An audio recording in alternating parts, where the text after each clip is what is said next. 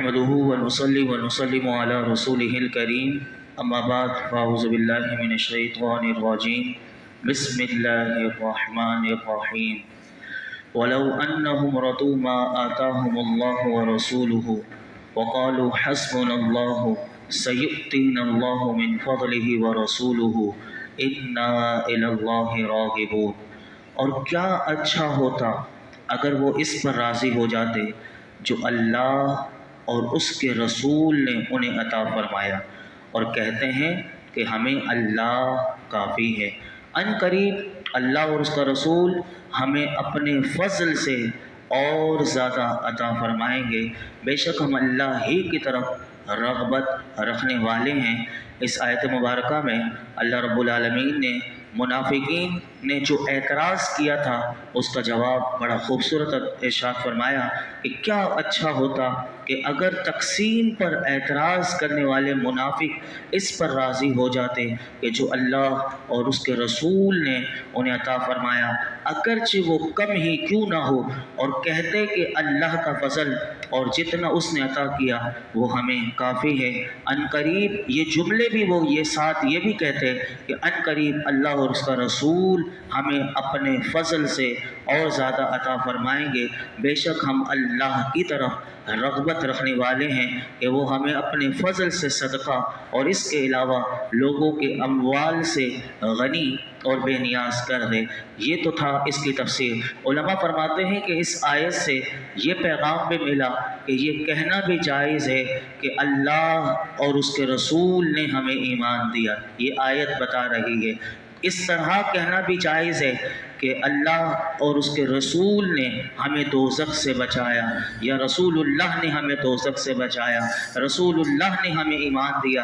اور اسی طرح یہ بھی کہہ سکتے ہیں کہ اللہ اور رسول دیتے ہیں، رسول دیتے ہیں، یہ آیت بتا رہی ہے، اور آئندہ بھی دیں گے، مستقبل میں بھی دیں گے، اور اللہ جو دیتا ہے وہ حضور کے ذریعے سے ہی دیتا ہے، یہ آیت بتا رہی ہے۔ اور اس آیت میں یہ بھی پیغام ہے کہ کسی کو نفع یا نقصان پہنچانے، کسی کو نفع پہنچانے یا کسی سے نقصان دور کر دینے کی اگر نسبت اللہ کے نیک بندوں کی طرف بھی کی جائے تو یہ جائز ہے۔ اس آیت سے پتہ چل رہی ہے، اور بھی قرآن حکیم کی بے شمار آیات ہیں کہ جن سے یہ پتہ چلتا ہے کہ نفع دے سکتے ہیں اللہ کے بندے بھی، اللہ کے رسول بھی نفع دیتے ہیں، اور اس کے فرشتے بھی نفع دیتے ہیں۔ میں آپ کے سامنے چند جھلک رکھتا ہوں کہ نعمت اللہ دینے والا ہے، لیکن اللہ خود فرماتا ہے میرا حبیب بھی تمہیں نعمت دیتا ہے۔ آپ 22واں پارہ اٹھائیے تو اللہ فرماتا ہے انعم اللہ علیہ، فرمایا اللہ نے اسے نعمت بخشی، وانعمت علیہ، اور اے نبی تو نے اسے نعمت بخشی۔ تو پتہ چلا نبی بھی نعمت دے سکتے ہیں۔ اسی طرح اگر آپ قرآن حکیم میں پڑھیں کہ اللہ کے رسول نے غنی کر دیا، یہ بالکل کہہ سکتے ہیں، جائز ہے۔ آپ کہیں کہ کیسے؟ تو آپ قرآن پڑھیے تو قرآن میں سورہ توبہ میں اللہ رب العالمین فرماتا ہے وَمَا نَقَمُوا إِلَّا أَنْ أَغْنَاهُمُ اللَّهُ وَرَسُولُهُ مِنْ فَضْلِهِ، اور انہیں یہی برا لگا۔ کس کو برا لگا؟ یہ پیچھے منافق کا ہم سن چکے ہیں کہ منافق کو بڑا برا لگتا تھا کہ اللہ اور کے رسول غنی کر دیتے ہیں، تو قرآن بتا رہا ہے انہیں یہی برا لگا کہ اللہ اور اس کے رسول نے انہیں اپنے فضل سے غنی کر دیا۔ تو اللہ کے رسول نے غنی کر دیا، بالکل یہ جائز ہے، کوئی اس میں شرک اور وہ نہیں، یہ قرآن ہی بتا رہا ہے۔ اسی طرح کون محافظ ہوتا ہے، کون نگہبان ہوتا ہے؟ ہم کہتے ہیں اللہ نگہبان ہے، اگر جب بندوں کی طرف نسبت کی جاتی ہے کہ یہ بندہ بھی فرشتے کون ہیں؟ فرشتے اللہ کے بندے ہیں۔ ان کو محافظ کہنے والا کون ہے؟ ان کو نگہبان کہنے والا کون ہے؟ ہم تو بعد میں کہنے والا ہیں، لیکن پہلے اللہ کہہ رہا ہے۔ آپ قرآن حکیم پڑھیے تو آپ کو 13ویں پارے میں سورہ رات کی 11 نمبر آیت میں اللہ فرماتا ہے لَهُ مُعَقِّبَاتٌ مِّن بَيْنِ يَدَيْهِ وَمِن خَلْفِهِ يَحْفَظُونَهُ مِنْ أَمْرِ اللَّهِ، اور آدمی کے لیے اس کے آگے اس کے پیچھے بدل بدل کر باری باری آنے والے فرشتے ہیں جو اللہ کے حکم سے اس کی حفاظت کرتے ہیں۔ تو فرشتے بھی محافظ ہیں، نگہبان ہیں، اللہ بھی نگہبان ہے، لیکن فرشتوں کا نگہبان ہونا اور طرح ہے، اللہ کا نگہبان ہونا اور طرح ہے۔ تو اس کو ایک نہ کر دیا جائے۔ جب لوگ ایک کر دیتے ہیں تو کہتے ہیں یہ دیکھو شرک کر دیا، جب تک سمجھ میں نہ آئے تو علماء سے رجوع کیجیے۔ اسی طرح آپ دیکھیے کہ وہ فرماتا ہے وَيُرْسِلُ عَلَيْكُمْ حَفَظًا، وہ تم پر نگہبان بھیجتا ہے۔ آپ دیکھیے اللہ نے کتنے ہمارا پروٹوکول کے لیے فرشتوں کی نگہبانی لگائی ہوئی ہے کہ آگے پیچھے دائیں بائیں اللہ نے ہر انسان کے ساتھ کئی فرشتے۔ یہ اس مقام پر جب ہم آئیں گے 13ویں پارے میں زندگی رہی تو اس موقع پر میں آپ کو بتاؤں گا کہ کتنے فرشتے ہیں کہ جو آگے پیچھے ہر طریقے سے بندے کو نظر نہیں آتے لیکن وہ حفاظت کر رہے ہوتے ہیں۔ آنکھوں پر کئی ایسے محافظ اللہ نے فرشتے لگائے ہیں کہ ہماری آنکھ میں کوئی چیز نہ چلی جائے اور اس سے وہ فرشتے بچا رہے ہوتے ہیں۔ اللہ اکبر! تو کتنا ہمارا رب ہمارے لیے انتظام کر رہا ہے۔ اس کے لیے مزید پڑھنا چاہیں تو آپ فتاوی رضویہ کی 30ویں جلد پڑھیے، اس میں آپ کو اس موضوع سے متعلق ساری باتیں ملیں گی۔ آگے ارشاد فرمایا انما الصدقات للفقراء والمساکین والعاملین علیہا والمؤلفۃ قلوبهم وفی الرقاب والغارمین وفی سبیل اللہ وابن السبیل فریضۃ من اللہ واللہ علیم حکیم۔ زکوٰۃ صرف فقیروں اور بالکل محتاجوں اور زکوٰۃ کی وصولی پر مقرر کیے ہوئے لوگوں اور ان کے لیے ہے جن کے دلوں میں اسلام کی الفت ڈالی جائے، اور غلام آزاد کرانے میں، اور قرض داروں کے لیے، اور اللہ کے راستے میں جانے والوں کے لیے اور مسافر کے لیے ہے۔ یہ اللہ کا مقرر کیا ہوا حکم ہے اور اللہ علم والا حکمت والا ہے۔ جب منافقین نے صدقات کی تقسیم پر حضور پر اعتراض کیا، اللہ نے یہ آیت نازل کر دی اور بتا دیا کہ صدقات کے مستحق صرف 8 قسم کے لوگ ہیں اور انہی پر صدقات صرف کیے جائیں گے، اس کے سوا کوئی مستحق نہیں۔ اور رسول اللہ صلی اللہ علیہ وسلم کو اموال صدقہ سے کوئی واسطہ نہیں، کیونکہ آپ پر، آپ کی اولاد پر صدقات اللہ نے حرام کر دیے۔ تو فرمایا تان کرنے والوں کو اعتراض کا کیا موقع ہے۔ اس آیت میں جو صدقہ کہا گیا علماء فرماتے ہیں اس سے مراد زکوٰۃ ہے، اور زکوٰۃ 8 لوگ لے سکتے ہیں، اس کے بارے میں بتایا۔ سب سے پہلا مؤلفۃ القلوب ہے، یہ منسوخ ہو گئے، اب یہ نہیں ہے۔ دوسرے نمبر پر فقیر ہے۔ فقیر وہ ہوتا ہے، یاد رکھیے کہ کون فقیر ہوتا ہے، تو علماء نے لکھا کہ فقیر وہ ہوتا ہے کہ جس کے پاس شرعی نصاب سے کم ہو۔ جمعے میں بتا چکا تھا شرعی نصاب کیسے ہوتا ہے پوری ڈیٹیل میں۔ تو شرعی نصاب جس کے پاس اس سے کم ہو، اور جب تک اس کے پاس ایک وقت کے لیے بھی اگر کچھ ہو تو ایسے فقیر کو سوال کرنا بھی منع ہے۔ ہاں اگر بن مانگے ایسے فقیر کو کوئی زکوٰۃ دے دے تو علماء نے کہا کہ وہ لے سکتا ہے، اور مسکین کو تو دینی چاہیے۔ مسکین کون ہوتا ہے؟ مسکین آج لوگ بن کر آ جاتے ہیں کہ ہمارے پاس کچھ بھی نہیں، تو جس کے پاس کچھ بھی نہ ہو، ایک وقت کا کھانا بھی نہ ہو، وہ مسکین ہوتا ہے، اس کے لیے سوال کرنا بھی جائز، لیکن مسجد میں نہیں کر سکتا۔ جو مسکین ہوتے ہیں وہ کھڑے ہو جاتے ہیں، مسجد میں نہیں کر سکتا۔ باہر اگر اس کے پاس کچھ بھی نہیں ہے، مسجد سے باہر یا کسی سے بھی وہ اپنے رشتہ داروں میں بات کر سکے، لیکن مسجد میں کسی کو بھی مانگنے کی اجازت نہیں، سوائے ان لوگوں کے جو مدارس کے سفیر ہوتے ہیں، وہ بھی حضور کی سنت سے ثابت ہے، اس لیے ان کے لیے جائز۔ تو اس لیے بس ان کو اجازت ہوتی ہے، یا مسجد کے اخراجات، کیونکہ یہ سب حضور کی سنت مبارکہ سے اور اسی سے علماء نے مسائل نکالے، تو اس لیے مسجد کے لیے ہو یا پھر کسی مسکین کے لیے ہو وہ جائز ہے۔ اسی طرح عاملین کا ذکر اس آیت میں ہوا، تو یہ وہ لوگ ہیں کہ جن کو حاکم اسلام نے، کیونکہ آج وہ دور نہیں، تو پہلے ہوا کرتا تھا کہ مسلمانوں کی زکوٰۃ کلیکشن ہوا کرتی تھی اور اس کو تقسیم کیا جاتا تھا تو معاشرہ خوشحال ہوتا تھا۔ آج بدقسمتی سے وہ जमा करने वाले ऐसे कई लोग होते हैं कि जो ज़कात का पैसा खुद खा जाते हैं। अल्लाह हमें महफूज फरमाए कि ये जिनका हक है उनको मिल जाए तो माशरे में बरकत ही बरकत हो, माशरे में खुशहाली खुशहाली हो। तो अल्लाह ने फरमाया कि जो ज़कात लेने वाले यानी जिनको मुकर्रर किया जाएगा तो उनकी तनख्वाह जिसको हम कह सकते हैं कि वो, तो फरमाया जिनको हाकिम इस्लाम ने सदका वसूल करने पर मुकर्रर किया हो अल्लाह ने उनका हिस्सा भी रखा। अगर आमिल जो वसूल करने वाले फरमाया गनी हो तो भी उसका लेना जायज़ है। आमिल अगर सैयद ज़्यादा है, हाशमी है, तो फिर वो इस ज़कात के पैसे में से नहीं ले सकता। इसी तरह गर्दनें छुड़ाने का दौर पहले था कि जिन गुलामों को उनके मालिकों ने मुकातब कर दिया हो। अब ये मुकातब क्या होता है तो सुन लीजिए, मुकातब उसे कहते हैं कि उस ज़माने में ये होता था कि मालिक ये कहता था कि तू मेरी गुलामी से निकलना चाहता है तो जा माल लेकर आ जा, किसी से भी इतना माल लेकर आ जा, तू मुझे दे देगा, तू आज़ाद है। तो उस ज़माने में लोग क्या करते थे कि लोगों से ज़कात लेते थे और अपने मालिक को लाकर वो ज़कात देते थे तो वो उन्हें आज़ाद कर देता था, तो उसे कहते हैं मुकातब।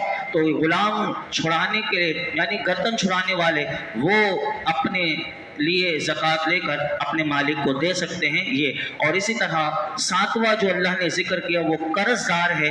अगर कर्जदार जो बगैर किसी गुनाह के मुब्तलाए कर्ज हुए हो तो फरमाया इतना माल। अब ये मुब्तलाए गुनाह, ये शर्त याद रखिएगा, बाद लोग कर्ज मांगने आ जाते हैं लेकिन उन्होंने सूद के पैसे लिए हुए होते हैं, रिश्वत ली हुई होती है या जुए में हार गए होते हैं। अब ये गुनाह की वजह से उनके ऊपर कर्ज चढ़ जाता है तो वो कर्ज उतारने के लिए फरमाया ऐसे लोगों को नहीं देंगे। तो फरमाया कि वो कर्जदार हो कि जो बगैर किसी गुनाह के मुब्तलाए कर्जदार हुआ और इतना माल नहीं है उसके पास कि वो माल दे सके, तो ऐसे कर्जदार को ज़कात दी जा सकती है ताकि वो अपना कर्ज उतार ले, तो ऐसे लोगों की माल ज़कात से मदद की जाएगी।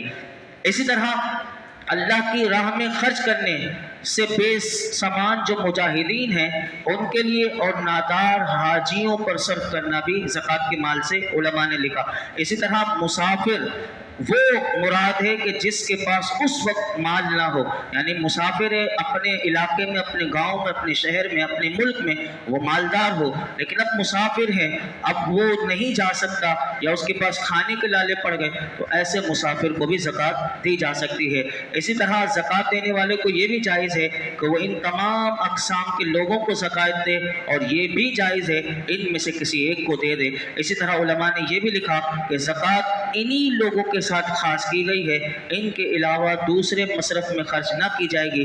न मस्जिद की तामीर में ज़कात दे सकते हैं, न मुर्दे के कफन दफन में ज़कात दे सकते हैं और न मुर्दे के मरने वाले की कर्ज की अदायगी में ज़कात दे सकते हैं। याद रखिएगा, कोई मर गया उसके ऊपर कर्ज था, अब मैं चाहूँ कि मैं उसके लिए ज़कात दे दूँ ताकि वो मरने वाले की वो ज़कात उतर जाए, क्योंकि वो तो मर चुका, अब आप किसको दे रहे हैं? क्योंकि मालिक तो उसको बना नहीं सकते, मालिक बनाना ज़कात में ये शर्त होता है। अब वो मालिक तो रहा नहीं, वो मुर्दा बन गया, तो मुर्दे के अगर कर्ज उतारने के लिए भी ज़कात नहीं दी जा सकती। आखिरी बात मैं आपके सामने रखूं कि ज़कात बनी हाशम और उनके गुलामों को भी नहीं दी जाएगी और ना आदमी अपनी बीवी को और अपनी औलाद और गुलामों को दे सकता है, याद रखिएगा, नहीं दे सकता। आगे इरशाद फरमाया वमिनहुमुल्लज़ीना युज़ूना नबिय्य व यक़ूलूना हुवा उज़ुन क़ुल उज़ुनु खैरुन लकुम युमिनु बिल्लाहि व युमिनु लिल मुमिनीना व रहमतुल लिल्लज़ीना आमनु मिनकुम वल्लज़ीना युज़ूना रसूलल्लाहि लहुम अज़ाबुन अलीम। और उनमें कुछ वो है जो नबी को तकलीफ देते हैं, ईज़ा देते हैं और कहते हैं वो तो कान है, तुम फरमाओ तुम्हारी बेहतरी के लिए कान है, वो अल्लाह पर ईमान रखते हैं और मुसलमानों की बात पर यकीन करते हैं और तुम में जो मुसलमान हैं उनके लिए रहमत हैं और जो रसूलुल्लाह को ईज़ा देते हैं उनके लिए दर्दनाक अज़ाब है। इस आयत मुबारक का शान नुज़ूल ये है कि मुनाफिकीन अपनी मजलिसों में हुजूर के ख़िलाफ़ नाशाइस्ता ज़ुबान इस्तेमाल किया करते थे।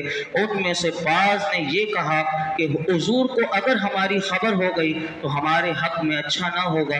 तो उन्हीं मुनाफिकीन की मजलिस में से एक शख्स था जिसका नाम जलास बिन सुवैद मुनाफिक, उसने क्या कहा? उसने कहा कि हम जो चाहे कहें, यानी इसकी मुनाफिकत देखिए कितने उरूज पर चली गई कि हुजूर के बारे में कह रहा है कि हम जो चाहे कहें, اور فرمایا کہ حضور کے سامنے جا کر مکر جائیں گے اور قسم کھا لیں گے وہ تو کان ہیں، ان سے جو کہہ دیا جائے وہ مان لیتے ہیں۔ اللہ اکبر، یعنی حضور کے بارے میں کیا کہہ رہے ہیں کہ وہ کان ہیں، قرآن نے وہی بتایا کہ حضور کے بارے میں کہتے ہیں جو انہیں کہتے ہیں مان لیتے ہیں۔ اللہ نے یہ آیت نازل کر کے اور منافقین جماعت میں سے فرمایا کہ کچھ لوگ ایسے ہیں کہ جو میرے محبوب کو ایذا دیتے ہیں اور ان کی شان میں نازیبہ کلمات کہتے ہیں، اور فرمایا اے حبیب آپ ان سے فرما دیں کہ اللہ فرماتا ہے میرے حبیب اگرچہ سننے والے ہیں لیکن ان کا سننا تمہارے لیے بہتر ہے۔ معنی یہ کہ اگر وہ سننے والے بھی ہیں تو نیکی اور بھلائی کی بات سنتے ہیں اور سننے اور ماننے والے ہیں۔ میرے محبوب نہ شر کی بات سنتے ہیں نہ فساد کی بات سنتے ہیں۔ تو پتہ چلا کہ ہمیں بھی کسی شریر شخص کی شر کی بات نہیں سننی چاہیے، یہ حضور کی سنت ہے۔ جو فسادی ہوں ان لوگوں کی باتیں نہ سننی چاہیے۔ قرآن بتا رہا ہے میرے محبوب جو سنتے ہیں وہ خیر سنتے ہیں، اور فرمایا ان کی شان یہ ہے کہ وہ اللہ پر ایمان رکھتے ہیں اور مسلمانوں کی بات پر یقین کرتے ہیں، منافقوں کی بات پر یقین نہیں کرتے، اور وہ تم میں سے جو مسلمان ہیں ان کے لیے میرے محبوب اللہ نے فرمایا رحمت ہیں، اور جو اللہ کے حبیب کو ایذا دیتے ہیں فرمایا ان کے لیے آخرت میں دردناک عذاب ہے۔ اس آیت سے علماء یہ فرماتے ہیں یہ معلوم ہوا کہ رسول اللہ کو ایذا دینا یہ کفر ہے، کیونکہ دردناک عذاب کی وعید عموماً آپ نے پیچھے بھی سنا یہ تمام کافروں کے لیے ہے۔ اور یہ بھی پتہ چلا کہ حضور کو نور صلی اللہ علیہ وسلم پر کیے جانے والے اعتراضات کا جواب دینا، جو حضور پر اعتراض کرے اس کا جواب دینا اور حضور کی شان بیان کرنا یہ اللہ کی سنت ہے۔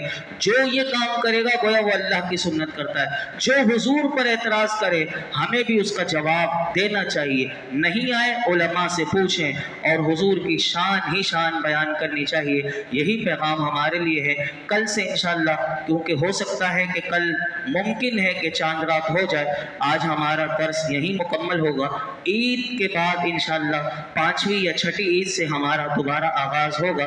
زندگی رہی اللہ نے چاہا تو یہ پورا سال ہم نے 9 مہینے 15 شوال سے ہمارا درس شروع ہوا تھا، اور آج 29 شعبان اللہ کے فضل سے اس کی توفیق سے آپ بھی آتے رہے اور یہ درس سنتے رہے۔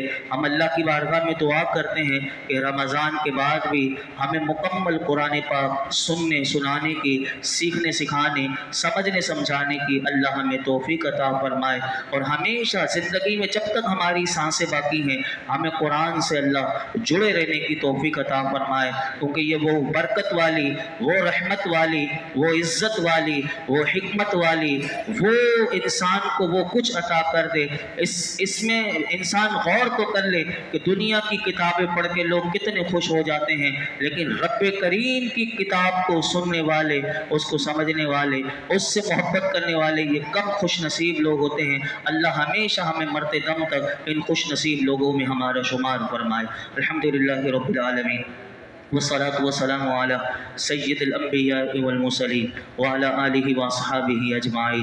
یا اللہ پاک جو کچھ ہم نے سنایا اس میں کوئی غلطی کوتاہی ہو معاف فرما، اپنی بارگاہ میں قبول فرما۔ یا اللہ ہمیں اخلاص کی دولت عطا فرما، یقین کی دولت عطا فرما۔ یا اللہ کل سے ہو سکتا ہے کہ میرے مولا کہ ماہ رمضان کی آمد ہو جائے، اللہ ہمیں پورا رمضان خیر و عافیت کے ساتھ، صحت کے ساتھ، سلامتی کے ساتھ، عافیت کے ساتھ مولا کریم خوب عبادت کی توفیق عطا فرما۔ روزے رکھنا، نماز تراویح پڑھنا، ذکر اللہ ذکر رسول کرنا ہمارے لیے آسان فرما۔ یا رب العالمین، یا ارحم الراحمین، میرے مولا ہم سب کو قرآن حکیم کی بھی ماہ رمضان میں خوب تلاوت کی توفیق عطا فرما۔ ماہ رمضان میں مولا کریم تیرے پاک کلام کو صحیح سننے سنانے کی ہمیں توفیق عطا فرما، ہمیں اس کی برکتیں عطا فرما۔ مولا کریم قرآن پاک میں مولا کریم جس طرح اس کو پڑھنا چاہیے، سمجھنا چاہیے، ہم تجھ سے وہ دعا کرتے ہیں اللہ ہمیں وہ پڑھنے کا سلیقہ عطا کر دے، وہ سمجھنے بچنے کا سلیقہ عطا کر دے۔ یا اللہ اس درس قرآن کی برکت سے جتنے حضور کی امت میں بیمار ہیں یا اللہ مولا کریم پریشان ہیں، ان کی بیماریاں پریشانیاں دور کر دے۔ نمرہ کو مولا کریم شفا کامل عاجل عطا فرما، جس مقصد کے لیے دعا کے لیے کہا اس مقصد میں کامیابی عطا فرما۔ اللہ یہ درس قرآن میں جتنے حاضرین موجود ہیں ان سب کے اٹھے ہوئے ہاتھوں کی لاج رکھ لے، جس کے دل میں جو مراد ہے 9 مہینے سے مولا کریم اپنے مرادیں لے کر بھی درس قرآن میں آتے ہیں، اللہ ان سب کی مرادوں پر اپنی رحمت کی نظر فرما۔